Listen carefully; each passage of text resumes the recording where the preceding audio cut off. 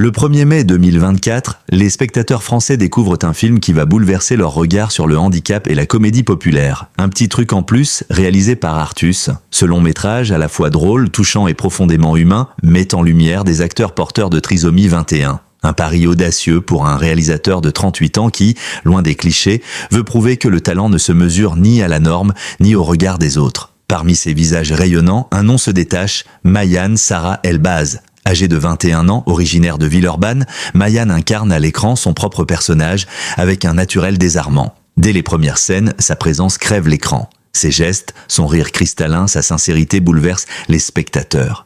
Rien n'est joué, tout est vécu. Ce rôle, pensé sur mesure, devient pour elle une fenêtre ouverte sur le monde. Elle ne joue pas, elle est, confiera plus tard Artus dans une interview. En quelques semaines, le public tombe sous le charme de cette jeune femme solaire, symbole d'une génération qui refuse qu'on lui dicte ses limites. Le succès du film dépasse toutes les espérances. En seulement quelques jours, un petit truc en plus attire des millions de spectateurs dans les salles. Les critiques sont unanimes. Le film est une bouffée d'air frais, une révolution douce dans le cinéma français. Les réseaux sociaux s'enflamment. Les spectateurs partagent de leurs émotions, leurs larmes, leurs éclats de rire. Beaucoup disent avoir retrouvé la foi en l'humanité. Pour Mayane, tout s'enchaîne. Les demandes d'interviews affluent, les plateaux de télévision s'ouvrent, elle devient malgré elle un symbole d'inclusion, une ambassadrice de la différence positive. Mais derrière les projecteurs, il y a une jeune femme simple, passionnée, encore émerveillée par tout ce qui lui arrive. « Je n'aurais jamais cru que ma vie changerait autant », confie-t-elle dans un sourire timide. Son parcours n'a pourtant rien d'un conte de fées tracé d'avance. Avant de devenir actrice, Mayane fréquentait un centre spécialisé à Lyon, où elle pratiquait le théâtre comme loisir. C'est là qu'un jour, une directrice de casting la repère. Sa personnalité éclatante, sa manière d'improviser sans crainte, son rire communicatif font mouche. Quelques semaines plus tard, Artus la rencontre et comprend instantanément qu'elle est la pièce manquante de son projet. Sur le tournage, la jeune comédienne s'impose avec une discipline exemplaire. Elle écoute, répète, apprend. Les équipes racontent une énergie contagieuse, une joie constante, mais aussi une incroyable rigueur. Elle savait son texte mieux que certains acteurs chevronnés, sourit un technicien. Rien ne semble pouvoir altérer sa bonne humeur. Même les longues journées de tournage ne viennent pas à bout de sa détermination. Et le public, lui, ressent tout cela. Dans la salle, on rit, on pleure, on se tait. Car au-delà de la performance, un petit truc en plus touche un point sensible, la façon dont la société regarde la différence. En plaçant des acteurs trisomiques au centre du récit, Artus ne signe pas seulement une comédie. Il signe un manifeste pour l'égalité des chances, pour la visibilité, pour la dignité. Mayane, sans le savoir, devient le visage de cette révolution douce. Elle incarne une idée simple mais puissante. Chacun mérite sa place, son rôle, son moment de lumière. À travers elle, c'est une génération entière qui se sent représentée. Les associations saluent le film. Les médias l'analysent comme un tournant culturel. Pour la première fois depuis longtemps, un succès populaire met au premier plan des personnes longtemps reléguées à la marge. Mais au milieu de ce tourbillon médiatique, la jeune femme garde les pieds sur terre. Elle retourne souvent à Villeurbanne, retrouve ses amis, sa famille, et prend le temps de savourer ce qui lui arrive. Sa mère, Sandrine, veille dans l'ombre. Elle la protège du tumulte, la guide avec bienveillance. Mayane a toujours aimé la scène, raconte-t-elle, mais jamais je n'aurais imaginé qu'elle y trouverait une telle reconnaissance. Le film n'est pas seulement un tremplin artistique. Il est aussi une revanche intime. Pendant des années, la société n'a cessé de poser des limites à Mayane. Ce qu'elle pouvait faire, ce qu'elle ne devait pas espérer. Aujourd'hui, c'est elle qui montre la voie. Dans son regard, il n'y a ni rancune ni colère, seulement la joie pure d'exister, de créer, de partager. À travers son parcours, un petit truc en plus rappelle que le cinéma, lorsqu'il s'ouvre à la diversité, ne fait pas seulement rire ou pleurer. Il éduque, il relie, il élève. Et au cœur de cette aventure, une jeune femme de 21 ans, qui croyait tourner un simple film, s'est découverte une vocation, un destin, et peut-être même une mission, celle de prouver que les différences, lorsqu'elles sont regardées avec amour, deviennent la plus belle des forces.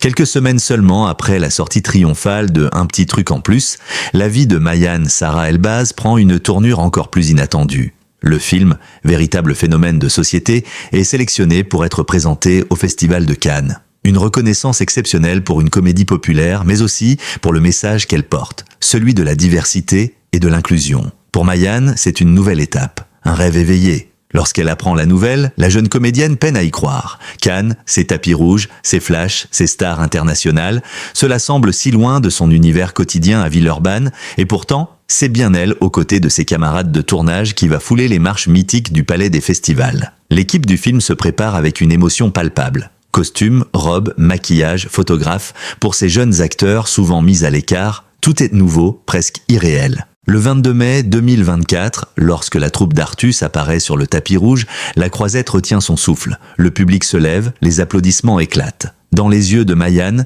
il y a de la fierté, de la joie, mais aussi une forme de revanche silencieuse sur tous ceux qui, un jour, ont douté de sa place dans ce monde. Les photographes se pressent, les médias s'enflamment, les images font le tour du monde.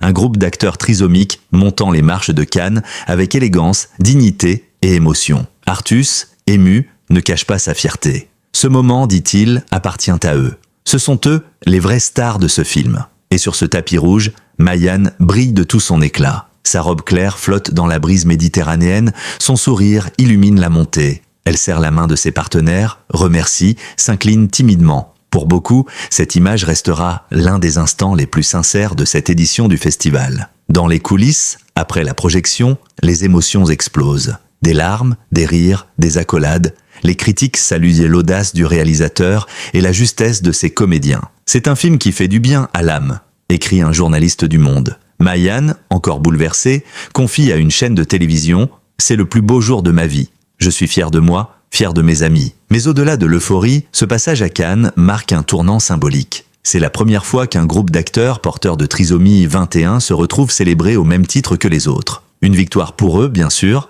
mais aussi pour toutes les familles, toutes les associations qui se battent depuis des années contre l'invisibilité. À son retour, la jeune actrice découvre une France touchée, admirative. Des écoles projettent dans le film pour parler du respect et de la tolérance. Des associations écrivent à sa mère pour la remercier de donner une autre image du handicap. Dans les médias, le nom de Mayan devient synonyme de courage et de lumière. Et comme un signe du destin, une nouvelle proposition arrive très vite. Participer à l'émission Danse avec les stars sur TF1. Le programme, suivi par des millions de téléspectateurs, offre une visibilité encore plus grande. Mayan accepte non pas pour la gloire, mais pour le plaisir de danser et de se dépasser. Aux côtés du danseur professionnel Christophe Licata, elle entame des semaines d'entraînement intensif.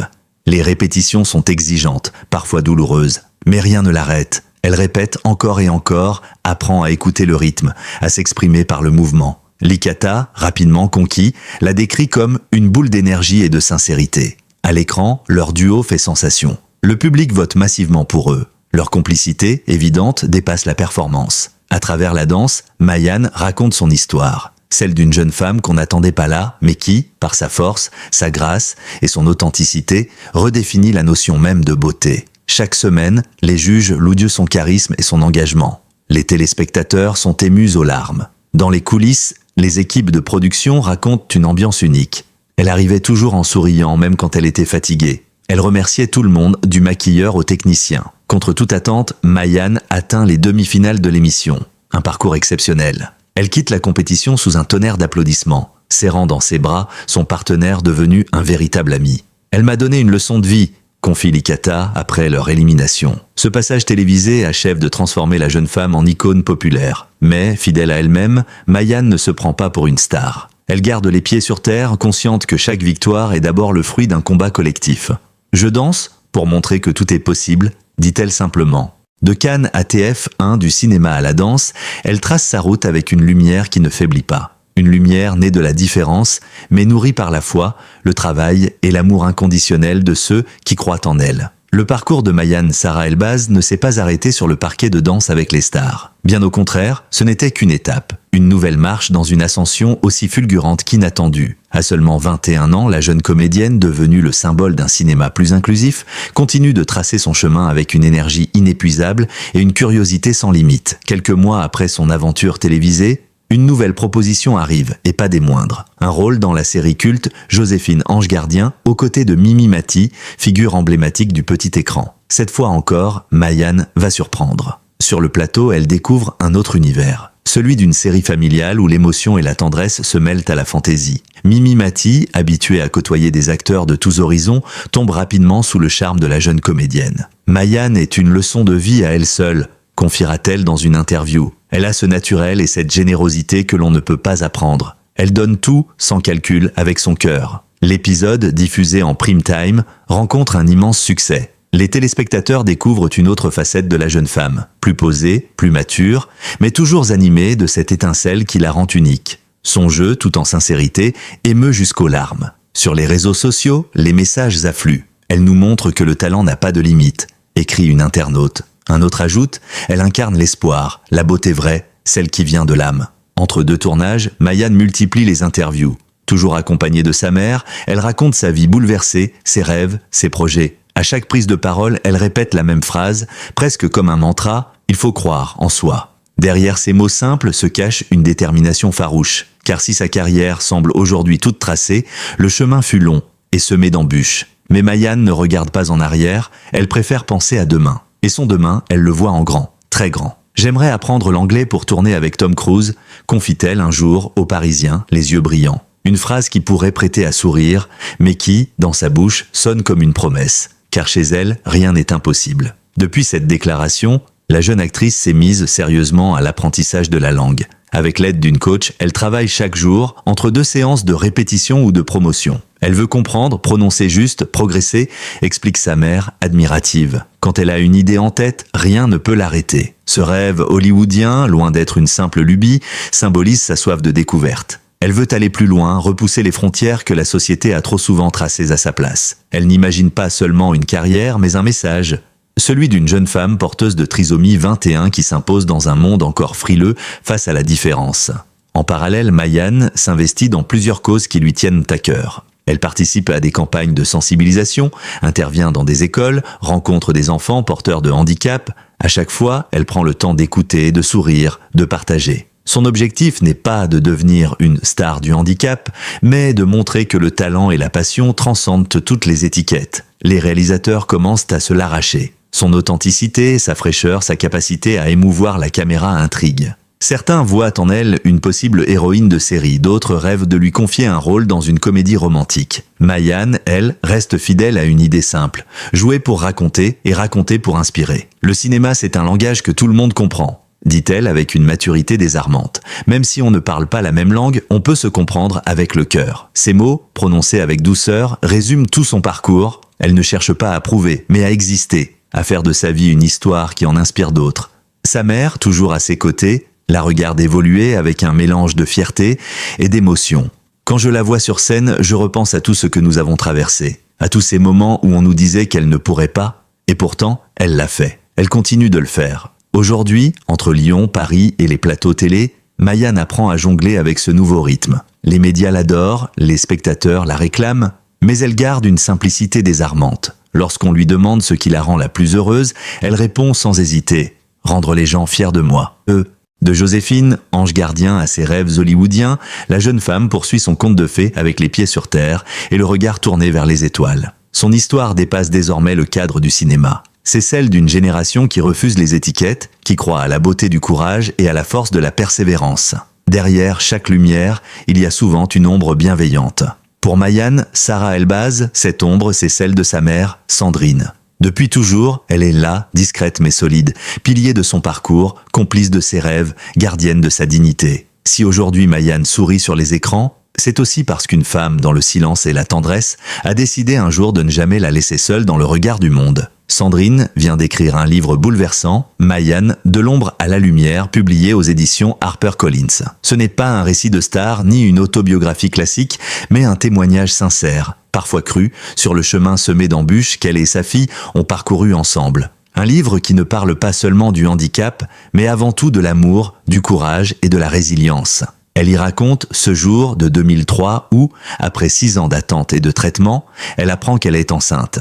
Elle a alors 35 ans et se sent déjà bénie. Mais les médecins lui proposent rapidement le test de dépistage de la trisomie 21, une simple prise de sang. « J'ai refusé, 2 fois », confie-t-elle dans les pages du livre. « Je ne pensais pas en termes de risque mais d'amour. Ce bébé, je le voulais, peu importe comment il serait. » Ces mots, simples mais puissants, résument la philosophie d'une mère qui n'a jamais accepté que la différence soit une fatalité. À la maternité, le destin frappe sans prévenir. Après une césarienne, une pédiatre entre dans la chambre et sans ménagement prononce la phrase qui changera leur vie. Elle est trisomique, il y a 80% de chances qu'elle le soit. Sandrine se souvient du choc, du silence qui s'installe, du vide qui avale tout, puis la voix de son mari, posée, calme, presque apaisante. « Si c'est une chance, nous allons la saisir. » Cette phrase, devenue emblématique, est restée gravée dans leur mémoire comme une promesse. Mais la vie ne leur a pas laissé beaucoup de répit. Lorsque Mayan a 11 ans, son père meurt brutalement d'une crise cardiaque. Le monde s'effondre à nouveau, Sandrine se retrouve seule avec sa fille dans un mélange de douleur et de responsabilité immense. Pourtant, jamais elle ne plie. « Je me suis juré que rien ni personne ne ferait de ma fille une victime », écrit-elle. Elle l'inscrit dans des écoles ordinaires, l'encourage à participer à toutes les activités, à se battre pour sa place. Je ne voulais pas qu'on lui dise « tu ne peux pas ». Je voulais qu'elle entende « essaie, tu verras bien ». Et Mayan a essayé. Elle a échoué parfois, recommencé souvent, mais elle n'a jamais renoncé. C'est ce que sa mère appelle la pédagogie de la confiance. Leur quotidien n'a pas toujours été simple. Les regards dans la rue, les remarques maladroites, les exclusions discrètes mais blessantes.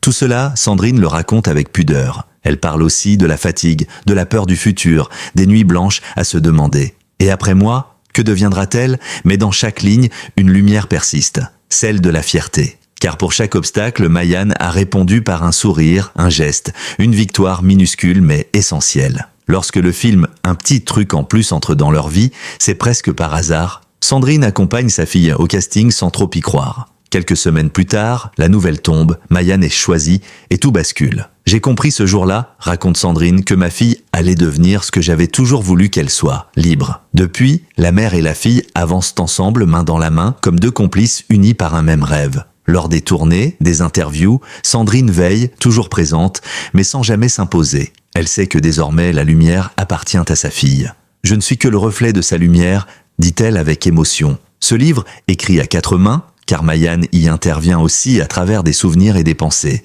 devient rapidement un symbole d'espoir pour de nombreuses familles. Il parle d'acceptation, de foi, mais aussi de colère parfois, contre une société qui juge avant de comprendre. Ce n'est pas un livre pour faire pleurer, précise Sandrine. C'est un livre pour faire réfléchir, pour rappeler qu'un diagnostic ne définit pas une vie. Dans les signatures et les rencontres publiques, les mères viennent la voir, souvent les larmes aux yeux. Elles lui disent « merci ». Merci d'avoir osé parler, d'avoir mis des mots sur leur peur, sur leur fatigue, sur leur amour inconditionnel. Certaines apportent leurs enfants, qui serrent Mayan dans leurs bras comme une héroïne. Et Sandrine, toujours émue, comprend alors que leur histoire a dépassé la sphère intime. Elle appartient désormais à tous ceux qui croient encore à la beauté des différences. À travers Mayan, de l'ombre à la lumière, cette mère prouve qu'il n'y a pas de plus grande victoire que celle de l'amour. Un amour qui ne s'impose pas mais qui élève. Un amour qui ne protège pas en enfermant, mais en libérant. Et c'est peut-être là le secret du bonheur de Mayan. Avoir été aimée pour ce qu'elle est, et non pour ce qu'on aurait voulu qu'elle soit. À 21 ans, Mayan Sarah Elbaz est bien plus qu'une révélation du cinéma français. Elle est devenue, en quelques mois, un symbole d'espoir, de courage et de transformation. Dans les festivals, sur les plateaux télévisés, dans les écoles où son histoire est racontée, elle incarne désormais cette nouvelle génération qui refuse la pitié, qui revendique la dignité, qui veut être vue pour ce qu'elle est, une artiste, une femme, une force de vie. Depuis le triomphe de Un petit truc en plus, son emploi du temps s'est densifié. Les invitations affluent, les projets aussi. Elle participe à des conférences sur l'inclusion dans les médias, soutient des initiatives éducatives pour les jeunes porteurs de handicap, prête sa voix à des campagnes de sensibilisation. Chaque apparition publique devient un moment d'émotion partagée. Car avec son sourire lumineux et son franc-parler, elle bouleverse, désarme et inspire. Mayan ne parle pas comme une militante, elle parle comme une amie, confie un journaliste de France Télévisions. Elle ne revendique pas, elle rassemble. Ce qui frappe le plus, c'est sa simplicité. Malgré la célébrité soudaine, elle n'a rien perdu de sa douceur ni de sa spontanéité. Elle continue de vivre avec sa mère à Villeurbanne, loin des excès du show business. Les deux femmes gardent les pieds sur terre. « Nous ne cherchons pas la gloire », confie Sandrine. Nous cherchons simplement à montrer que tout est possible quand on regarde la vie avec bienveillance. Ce « tout est possible » est devenu la devise de Mayan. Un slogan mais aussi une philosophie. Elle le répète lors de ses interventions, face à des salles pleines d'enfants et d'adolescents, souvent émus de la voir en chair et en os. Elle leur raconte ses rêves, ses doutes, ses réussites. « J'ai eu peur parfois, avoue-t-elle, mais ma mère m'a appris à me dire que la peur, c'est normal tant qu'elle ne nous arrête pas. » Le monde du cinéma, lui, commence à s'adapter. L'exemple du film d'Artus a fait bouger les lignes. De plus en plus de réalisateurs envisagent des castings ouverts à la diversité cognitive. Les débats sur la représentation s'élargissent. Et le nom de Mayan revient souvent comme une référence, une pionnière. Elle a ouvert une brèche, un espace d'écoute et de reconnaissance. Mais la jeune actrice ne se limite pas à son statut de symbole. Elle veut continuer à travailler, à apprendre, à évoluer. Loin de se reposer sur ses lauriers, elle s'investit dans des cours d'anglais, des ateliers de théâtre, des formations à la diction. Elle est curieuse de tout, raconte sa coach linguistique. Elle veut comprendre comment on tourne à Hollywood, comment on improvise dans une autre langue. Elle me dit souvent « Je veux parler à Tom Cruise sans traducteur ». Derrière cette ambition un peu folle, il y a une vérité profonde. Mayan rêve et ses rêves ne connaissent pas de frontières. Hollywood n'est pas pour elle une fin mais un symbole, celui d'un monde où les différences ne seraient plus un obstacle. Et au fond, qui peut dire qu'elle n'y arrivera pas? Elle a déjà prouvé que rien n'était impossible. Sa mère, toujours lucide et pleine d'humour, résume leur parcours d'une phrase « Nous avons traversé la nuit pour voir le soleil et maintenant nous profitons de la lumière. Cette lumière, c'est celle de Cannes, des plateaux télé, des visages d'enfants émerveillés qui la regardent comme un modèle. Mais c'est aussi une lumière intérieure, celle qui ne s'éteint pas quand les caméras s'éloignent. » Mayan continue d'écrire sa propre histoire, sans se soucier des catégories dans lesquelles on voudrait la ranger. Elle est à la fois actrice, militante malgré elle, fille aimante, amie fidèle, et surtout, elle reste elle-même, vraie, entière, rayonnante. Dans un monde souvent cynique, elle rappelle la puissance de la sincérité. Les dernières pages du livre Mayan, de l'ombre à la lumière, se terminent sur une image forte, celle d'une jeune femme regardant le ciel, prête à tout recommencer. La lumière, écrit Sandrine, n'a jamais été notre destination. C'est le chemin qui nous y a menés, une phrase qui résume à merveille leur aventure. Car ce qui compte, au fond, ce n'est pas le succès, ni les tapis rouges, mais la façon dont on décide de vivre chaque instant, avec le cœur ouvert. Aujourd'hui, Mayan inspire une génération entière, bien au-delà du handicap. Elle prouve que la différence n'est pas une faiblesse, mais une force, qu'elle peut devenir art, mouvement, émotion.